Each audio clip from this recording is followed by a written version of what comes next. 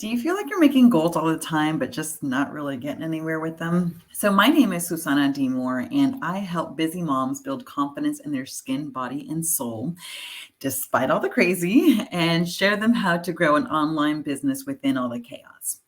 So, I was like you. I used to sit there and, especially every new year, right, make these, goals and these things that I was going to do, but just throughout the year, they kind of just all fizzled out. And so, one thing that I've learned is to make what we call SMART goals. Right. So I'm not sure if you've ever heard of them. And if you have, drop me a one in the comments so I know that you have heard of them. So let's talk about what these SMART goals are. So the S stands for specific, right? So this is where you're going to think of your 5 whys, okay? This is your what, your why, your who, your where, your which. You want to be as specific as possible with those 5 W's, okay?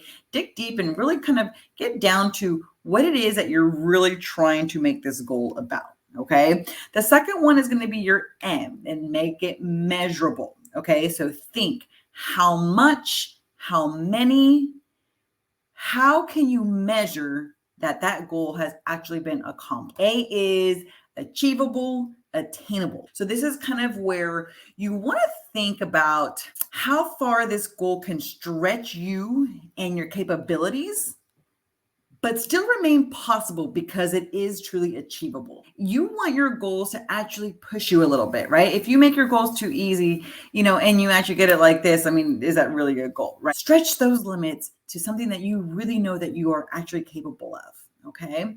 Next is going to be R. Okay. R is normally relevant. Okay. The other one I like to use is risky feeling. You want it to make it relevant to your actual, what matters to you, and what aligns with your actual vision, but it also should make you feel like you're taking a risk, right? Like you're kind of like, oh my gosh, a little nervous about making this goal, but it is totally there and it is totally attainable. The last one is T, okay? That is for time bound. You want to give yourself a time frame, right? You don't want to make a goal that is never going to end and never going to get there, right? So give yourself a target date of when you are going to achieve those goals, okay? So again, SMART, specific, measurable, achievable, okay? Relevant or risky feeling, and then time bound. So always kind of keep those in mind and kind of write down those goals, right? You don't want to sit there and write 100. Start with something that you feel that you can accomplish, right? Maybe pick like 3 to 5 goals that you feel that you can do now and write those down using those parameters, okay? And then the other thing I want you to do is if you're kind of struggling of like, what goal should I make for myself? The other thing that you should do is kind of find out what your why is. And I know a lot of people always are like, oh, they kind of get very superficial with their why. Oh, just because, for my family. Okay. So I challenge you to dig a little deeper and keep asking yourself why. Okay. And go about 7 layers deep. So for my kids, yeah, but why? And then, because I want to show them that it's possible. But why?